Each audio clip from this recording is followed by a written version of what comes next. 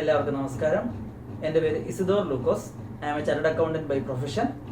I takes classes for direct tax and financial management for CA intermediate. ഈ video 2019 May അറ്റംപ്റ്റിൽ intermediate exam എഴുതാൻ പോകുന്ന സ്റ്റുഡൻസിന് വേണ്ടിയിട്ടുള്ളതാണ്. സോ ഡയറക്ട് ടാക്സിൽ അവർ പ്രധാനമായിട്ടും ഫോക്കസ് ചെയ്യേണ്ട ഏരിയാസ്, അമെൻമെന്റ്സ്, ഇത്തവണ ക്വസ്റ്റ്യൻ വരാൻ ചാൻസ് ഉണ്ട് എന്ന് കരുതുന്ന പ്രധാനപ്പെട്ട ഏരിയാസ് നിങ്ങളെ പരിചയപ്പെടുത്തുക. അതാണ് എൻ്റെ ലക്ഷ്യം. So let start the video. I am CA Isidore Lukose. Okay. So ഇത്തവണ പ്രധാനപ്പെട്ട അമെൻമെന്റുകൾ ഈ കഴിഞ്ഞ ബഡ്ജറ്റിൽ വന്നത് നിങ്ങളുടെ എക്സാമിന് ആപ്ലിക്കബിൾ ആയിട്ടുള്ളതാണ് നാം പറയാൻ പോകുന്നത്. So first thing, normal thing, rate of tax. So rate of tax for individuals, resident individual ആണെന്നുണ്ടെങ്കിൽ ലെസ് ദാൻ 60 years ആണെന്നുണ്ടെങ്കിൽ then up to 2,50,000 exempt, 2,50,000 to 5 lakhs 5%, 5 lakh to 10 lakh 20%, above 10 lakhs 30%. അതാണ് tax rate. അതേസമയം senior citizen ആവുകയാണെന്നുണ്ടെങ്കിൽ who has age 60 or more, basic exemption limit is 3 lakhs, 3 lakh to 5 lakh 5%, above 5 lakhs to 10 lakh 20%, above 10 lakhs 30% ആണ് tax rate. So പ്രധാനപ്പെട്ട വേറൊരു കാര്യം ശ്രദ്ധിക്കേണ്ടത് 87A rebate ആണ്. 87A rebate is applicable to resident individual whose net total income do not exceed 3,50,000. അവർക്ക് 87A rebate applicable ആണ്. And the rebate is 100% of the tax or 2,500 whichever is lower. For example, ഒരു resident ആയിട്ടുള്ള individual, say his age is 40 years, his net total income is 2,80,000. So up to 2,50,000 tax zero ആണ്. Then next 30,000 rupees, 30,000 into 5% 1,500. Then rebate check ചെയ്യും. So 1,500 or 2,500 standard limit, whichever is lower. So that will comes to 1,500 and his net tax liability will be 0. Rebate കുറച്ചതിന് ശേഷമാണ് then നമ്മൾ cess add ചെയ്യുന്നത്. Cess കഴിഞ്ഞ നമ്മുടെ 3% cess അല്ല, പേര് മാറിയിട്ടുണ്ട്. Health and education cess 4% ആണ് സെസ്സിന്റെ rate. Then next one, surcharge. ഇൻഡിവിജ്വൽസിന് എബോവ് 50 lakhs ആണെന്നുണ്ടെങ്കിൽ 10% സർചാർജും, 1 crore മേലെയാണെന്നുണ്ടെങ്കിൽ 15% സർചാർജും ഉണ്ട്. ഡൊമസ്റ്റിക് കമ്പനീസ് ആണെന്നുണ്ടെങ്കിൽ 1 crore മേലെയാണെങ്കിൽ 7% സർചാർജും, 10 crore മേലെയാണെങ്കിൽ 12% സർചാർജും ഉണ്ട്. ഫോറിൻ കമ്പനീസിന് എബോവ് 1 crore ആണെങ്കിൽ 2%, എബോവ് 10 crore ആണെങ്കിൽ 5% ആണ് surcharge. Then maximum marginal rate for individual will be 30% plus 15% surcharge plus 4% cess. It comes to 35.88%. പിന്നെ കമ്പനീസിന്റെ ടാക്സ് റേറ്റ് എടുക്കുകയാണെന്നുണ്ടെങ്കിൽ domestic companies whose gross receipts അല്ലെങ്കിൽ turnover in previous year 16-17 if it do not exceed 250 crore then their tax rate is 25% plus surcharge plus cess. അല്ലാത്തവർക്ക് നമ്മുടെ normal rate 30% തന്നെ. So നമ്മൾ നേരത്തെ പറഞ്ഞു ഹെൽത്ത് ആൻഡ് എഡ്യൂക്കേഷൻ സെസ് അത് 4% ആക്കി മാറ്റിയിട്ടുണ്ട്. ഇതാണ് റേറ്റ് ഓഫ് ടാക്സസിലുള്ള പ്രധാനപ്പെട്ട ചേഞ്ചസ്. ഒബ്ജക്റ്റീവ് ക്വസ്റ്റ്യൻസ് 30% നമുക്ക് ചോദിക്കുന്നു. സോ ഇത്തവണ ആദ്യമായിട്ടാണ് അത് ഇംപ്ലിമെന്റ് ചെയ്യുന്നത്. സോ ഈ ഒരു ഏരിയയിൽ 30% ഒബ്ജക്റ്റീവില് ചോദിക്കാൻ ചാൻസ് ഉള്ള ഒന്ന് റിബേറ്റ് ആണ്, 87A റിബേറ്റ്. സോ ജനറൽ ആയിട്ട് ഒരു 2,80,000, 2 lakh അല്ലെങ്കിൽ 3,20,000 ഉള്ള ടോട്ടൽ ഇൻകം തന്ന ഒരാൾക്ക് അയാൾക്ക് ടാക്സ് ലയബിലിറ്റി എത്രയാണ് എന്ന് ചോദിച്ചിട്ട് ഒരു ഒബ്ജക്റ്റീവ് ക്വസ്റ്റ്യൻ വരാൻ ചാൻസ് ഉണ്ട്. സോ ഇറ്റ് ഇൻഡയറക്ട്ലി മീൻസ് റിബേറ്റിന്റെ ആപ്ലിക്കബിലിറ്റി ആണ് അവിടെ അവർ ടെസ്റ്റ് ചെയ്യുന്നത്. ദെൻ അടുത്തത് നമ്മുടെ ബേസിസ് ഓഫ് ചാർജ് ഒരു പ്രധാനപ്പെട്ട ഒരു ചേഞ്ച് വന്നത്. അത് ചിലപ്പോൾ ഒരു ക്വസ്റ്റ്യനിൽ ഒരു 1 line ആയിട്ട് ചിലപ്പോൾ ചോദിക്കാൻ ചാൻസ് ഉണ്ട്. അതായത് ബിസിനസ് കണക്ഷൻ. ഒരു നോൺ റെസിഡന്റിന് ഇന്ത്യൻ ഇൻകം മാത്രമേ ടാക്സിബിൾ ആയിട്ടുള്ളൂ. അതേസമയം റെസിഡന്റ് ആൻഡ് ഓർഡിനറി റെസിഡന്റ് ആണെന്നുണ്ടെങ്കിൽ both Indian income as well as foreign income is taxable. For a non resident only Indian income is taxable. So business connection and income will be deemed to accrue or arise in India if there is business connection. Business കണക്ഷനുമായിട്ട് ബന്ധപ്പെട്ട് 2 പോയിന്റുകൾ നമ്മൾ ശ്രദ്ധിക്കേണ്ടതുണ്ട്. A business is carried out by non-resident through agent. Agent through ആണ് business connection നടക്കുന്നത്. Then, if agent has an authority to conclude contract, ഒന്ന്, or without authority he maintains stock of goods or merchandise in India and regularly deliver them. So ഇതിൽ ഏതെങ്കിലും ഒരു point satisfy ചെയ്യുന്നുണ്ടെങ്കിൽ it means there is business connection in India. So അങ്ങനെയാണെന്നുണ്ടെങ്കിൽ then that will be deemed to accrue or arise in India. ഇനി ഇത് എങ്ങനെ പരീക്ഷയ്ക്ക് question ആയിട്ട് ചോദിക്കാമെന്ന് ചോദിച്ചാൽ there will be a 5 or 8 mark question to compute the total income. So total income of resident and ordinary resident but not ordinary resident, non-resident. ഇങ്ങനെ 3 പേരുടെയും ഓരോരോ കുറച്ച് ഇൻകംസ് തന്നിട്ട് ആ ഒരു ടോട്ടൽ ഇൻകം കണ്ടുപിടിക്കാൻ ഒരു ചോദ്യം ഉണ്ടാവും. സോ ഇൻ ദാറ്റ് ക്വസ്റ്റ്യൻ ഒരു ഐറ്റം ആയിട്ട് income through business connection agent related ആയിട്ട് അല്ലെങ്കിൽ ഈ stock of goods and regular deliver dum എന്ന പോയിന്റിൽ ഒരു എമൗണ്ട് തരാം. സോ ഈ രീതിയിൽ ക്വസ്റ്റ്യൻ വരാൻ ചാൻസ് ഉണ്ട്. അതാണ് ചാർജിങ് സെക്ഷനിൽ വേറെ ഇമ്പോർട്ടൻ്റ് ആയിട്ടുള്ളത്. Then next one section 10-12A. Section 10-12Aയിൽ 80CCDയിൽ പറയുന്ന നാഷണൽ പെൻഷൻ സ്കീമിലേക്കുള്ള കോൺട്രിബ്യൂഷൻ അതിന്റെ വിഡ്രോവൽ റിലേറ്റഡ് ആയിട്ടുള്ള എക്സംഷൻ ആണ് സെക്ഷൻ 10-12Aയിൽ പറയുന്നത്. സോ അവിടെ ഒരു അമെൻമെന്റ് വന്നിട്ടുണ്ട്.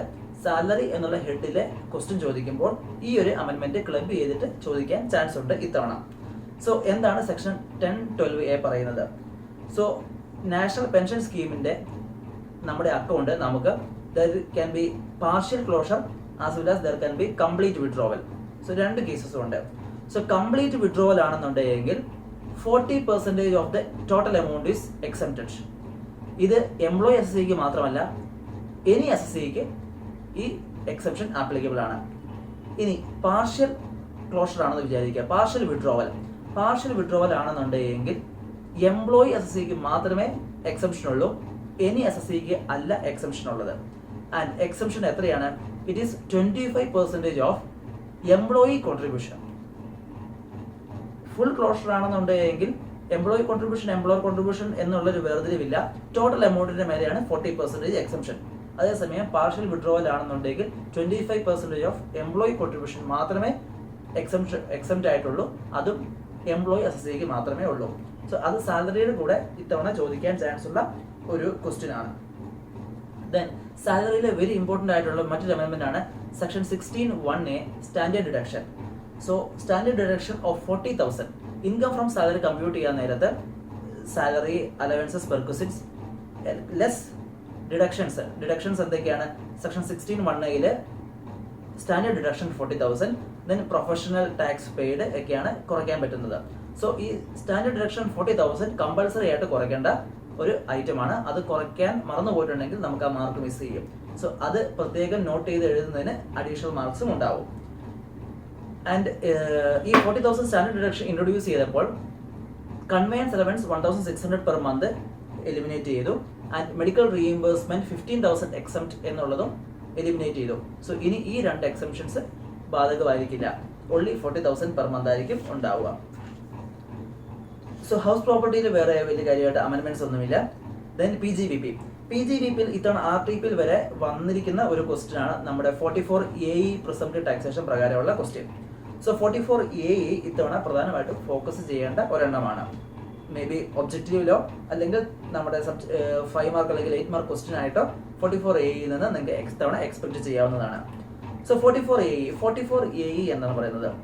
44AE, this section provides for computing the income of a person who is engaged in the business of flying, hiring or leasing of goods carriage vehicle and who do not own more than 10 vehicles at any time during the year. അങ്ങനെ ഒരാൾക്ക് so their vehicle can be categorized into heavy vehicle and light vehicles. Unladen weight 12 ടണ്ണിന് മേലെ ഉണ്ടെന്നെങ്കിലാണ് heavy vehicle ആവുക. And what is the taxability? Heavy vehicle ആണെന്നുണ്ടെങ്കിൽ ₹1,000 per ton per month or part of the month ആണ് അയാളുടെ deemed income. ഇനി light vehicles ആണെന്നുണ്ടെങ്കിൽ ₹7,500 per month per vehicle ആണ് അയാളുടെ deemed income. So this income is compute based on the above or the actual income earned by the assessee whichever is higher. So presumptive taxation ആണ് കണ്ടുപിടിക്കാൻ പറയുന്നത് എങ്കിൽ ഈ heavy vehicle light vehicle categorise ചെയ്ത് use ചെയ്ത vehicle on ചെയ്ത പീരീഡിലേക്ക് per month 1000 per ton per vehicle, അല്ലെങ്കിൽ ലൈറ്റ് വെഹിക്കിൾ ആണെങ്കിൽ 7500 പെർ മന്തോ ആയിട്ട് വേണം 44AE പ്രിസംപ്റ്റീവ് ടാക്സേഷൻ കാൽക്കുലേറ്റ് ചെയ്യാൻ. ദെൻ ഇൻകം ഫ്രം അതർ സോഴ്സിൽ സെക്ഷൻ 56-10 പ്രധാനമായിട്ട് ഒരു ചേഞ്ച് വന്നിട്ടുണ്ട്. സോ ഗിഫ്റ്റ് ടാക്സേഷൻ ആണ് ഇത് പ്രധാനമായിട്ട് പറയുന്നത്. ട്രാൻസ്ഫർ ഓഫ് മൂവബിൾ പ്രോപ്പർട്ടി ഉണ്ട്, ഇമ്മൂവബിൾ പ്രോപ്പർട്ടി ഉണ്ട്, മണി ഉണ്ട്, without consideration or inadequate consideration. So അങ്ങനെയാണെന്നുണ്ടെങ്കിൽ റെസിപ്പിയന്റിന്റെ കയ്യിൽ ഉള്ള ടാക്സബിലിറ്റി ആണ് ഈ സെക്ഷൻ പറയുന്നത്. സോ ഇവിടെ ഇമ്മൂവബിൾ പ്രോപ്പർട്ടിയിൽ ചെറിയൊരു അമെൻമെന്റ് വന്നിട്ടുണ്ട്. യൂഷ്വലി സ്റ്റാമ്പ് ഡ്യൂട്ടി വാല്യൂവും ആക്ച്വൽ കൺസിഡറേഷനും തമ്മിൽ ചെക്ക് ചെയ്യും. And if stamp duty value is higher then stamp duty value ആയിരിക്കും കൺസിഡറേഷൻ ആയിട്ട് എടുക്കുക. ആൻഡ് ഇൻഅഡിക്വേറ്റ് കൺസിഡറേഷൻ ട്രാൻസ്ഫർ ചെയ്തത് കാരണം അത് തമ്മിലുള്ള difference if it exceed 50,000 rupees അത് റെസിപ്പിയന്റിന്റെ കയ്യിൽ ഇൻകം ഫ്രം അതർ സോഴ്സ് ആയിട്ട് ചാർജ് ചെയ്യുകയാണ് ചെയ്തത്. സോ ഇത്തവണത്തെ അമെൻമെന്റ് എന്താണെന്ന് വെച്ചിട്ടുണ്ടെങ്കിൽ വി വിൽ ചെക്ക് വിത്തൗട്ട് 50,000 മാത്രമല്ല 50,000 or 5% of the consideration which is higher. അതിനേക്കാളും കൂടുതലാണ് ഗ്യാപ്പ്, അതായത് സ്റ്റാമ്പ് ഡ്യൂട്ടി വാല്യൂയും സെയിൽ കൺസിഡറേഷനും തമ്മിലുള്ള difference 5% of the transfer value consideration or 50,000 അതിനേക്കാളും കൂടുതലാണെന്നുണ്ടെങ്കിൽ then that difference will be taxable as income from other source. അല്ല എന്നുണ്ടെങ്കിൽ actual consideration will be taken as transfer value. So അതാണ് 56-10 amendment. And stamp duty value is, if it is higher than sale consideration, then stamp duty value will be considered as actual transfer value. In stamp duty value, there are two stamp duty values. One stamp duty value on the date of agreement and one stamp duty value on the date of registration. Stamp duty value on the date of agreement will be considered as the transfer value if advance money is transferred before the date of agreement, and a transfer in the mode it should be by account pay check or account pay draft or ECS. അങ്ങനെ ആ മോഡിൽ transfer ചെയ്തിട്ടുണ്ടെങ്കിൽ then stamp duty value on the date of agreement will be taken as the stamp duty value. Then നമ്മുടെ section 54EC deduction. So ആ exemption 50 lakhs ആണ് maximum കിട്ടുക.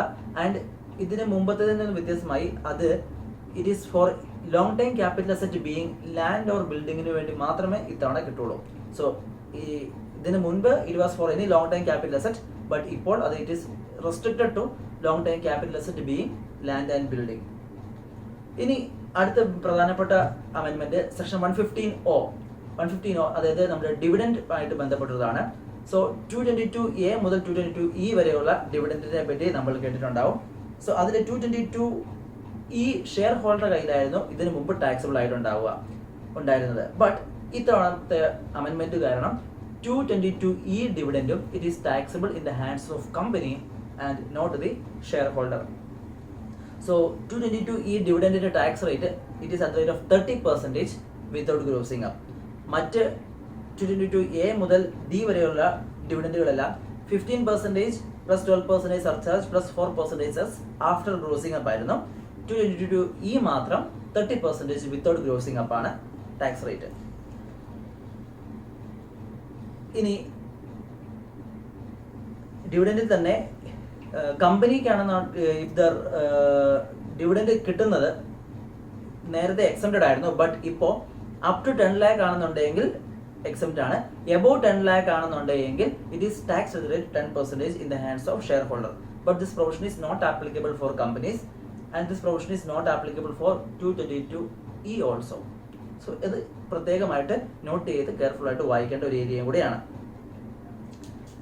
Then chapter 6 deductions. Chapter 6 ഡിഡക്ഷൻസിൽ 80D medical insurance premium അല്ലെങ്കിൽ medical expenditure for senior citizens അത് 30,000 നിന്നും 50,000 ആയിട്ട് ഉയർത്തിയിട്ടുണ്ട്.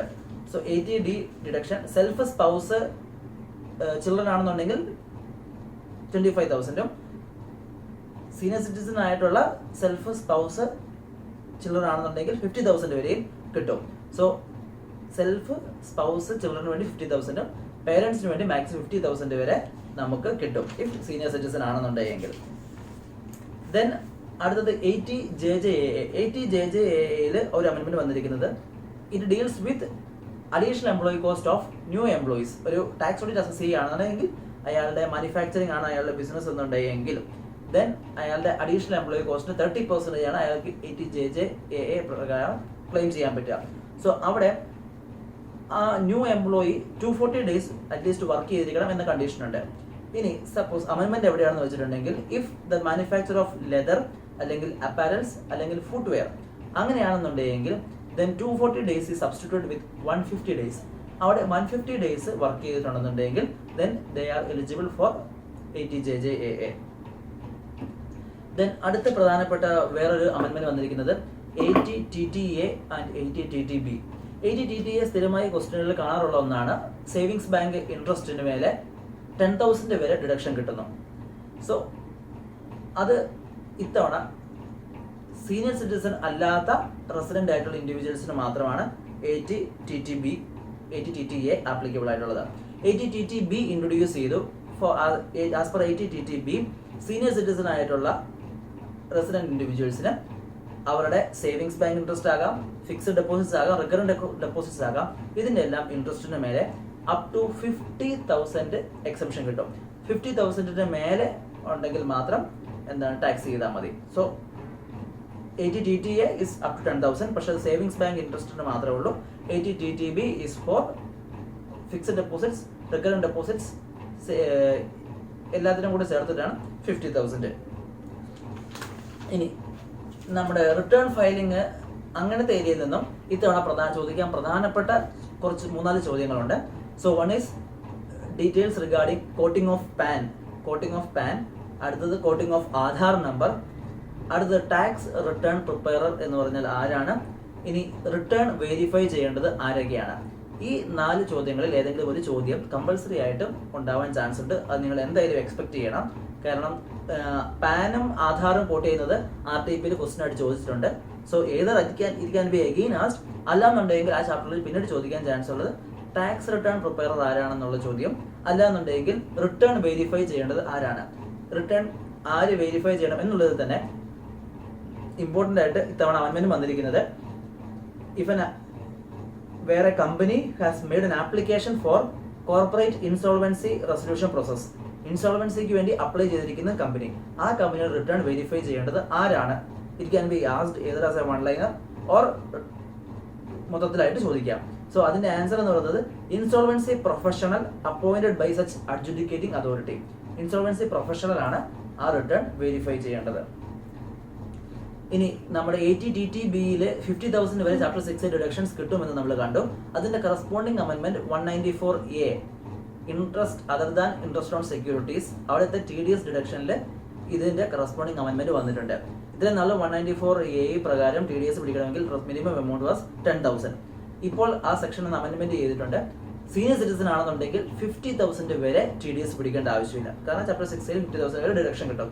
അതിന് മേലെ ഉണ്ടെങ്കിൽ മാത്രം TDS പിടിച്ചാൽ മതി എന്നുള്ള അമെൻമെന്റ് ഉണ്ട്. ആൻഡ് അതുപോലെ തന്നെ നമ്മുടെ ഗ്രാറ്റുവിറ്റി ആക്ട് പ്രകാരം